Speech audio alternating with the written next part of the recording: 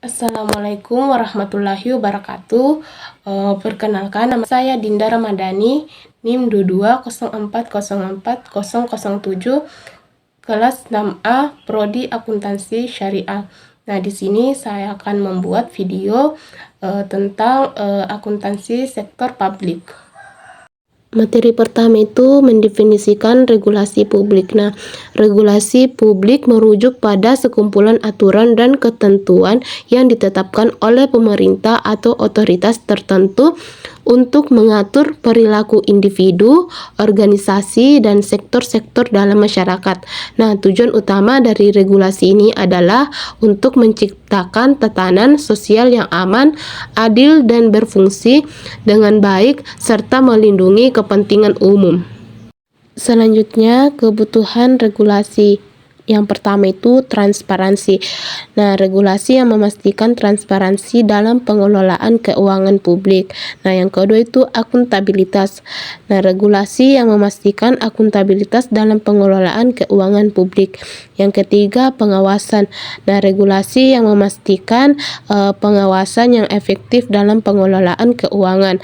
Nah, yang keempat itu pengelolaan resiko. Regulasi yang memastikan pengelolaan resiko yang efektif dalam pengelolaan keuangan publik.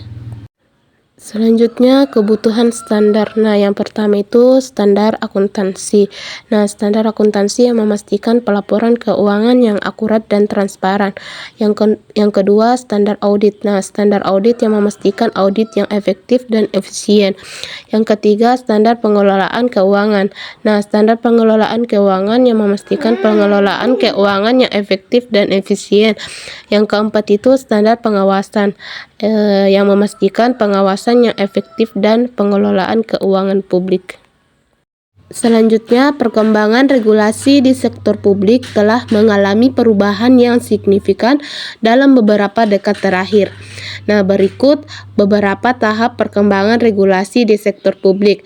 Nah, yang tahap pertama, era regulasi tradisional pada tahun 1960 sampai 1980. Nah, pada era ini regulasi di sektor publik masih sangat terbatas dan bersifat tradisional. Nah, regulasi yang ada lebih fokus pada pengawasan dan kontrol atas kegiatan pemerintah. Nah, yang kedua itu tahap yang kedua itu era deregulasi pada tahun 1980 sampai 1990. Nah, pada era ini terjadi perubahan besar dalam regulasi di sektor publik. Tahap ketiga, era regulasi yang lebih ketat pada tahun 1990 sampai 2000. Nah, pada era ini regulasi di sektor publik menjadi lebih ketat. Pemerintah mulai mengeluarkan peraturan yang lebih rinci dan ketat untuk mengatur kegiatan di sektor publik. Nah, selanjutnya perkembangan standar di sektor publik. Nah, perkembangan standar di sektor publik terutama dalam konteks akuntansi telah mengalami transformasi signifikan dalam beberapa tahun terakhir. Nah, fokus utama dari perkembangan ini adalah untuk meningkatkan transparansi, akuntabilitas, dan efisiensi dalam pengelolaan keuangan publik. Selanjutnya, standar pemeriksaan keuangan negara atau SPKN adalah pedoman yang digunakan untuk melakukan pemeriksaan terhadap pengelolaan dan tanggung jawab keuangan negara di Indonesia.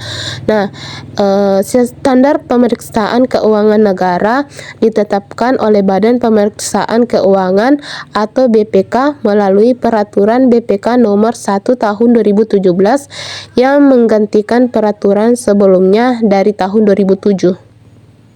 Selanjutnya, penyusunan regulasi publik. Nah, penyusunan regulasi publik merupakan proses penting dalam pengelolaan organisasi sektor publik. Nah, termasuk pemerintah pusat dan daerah.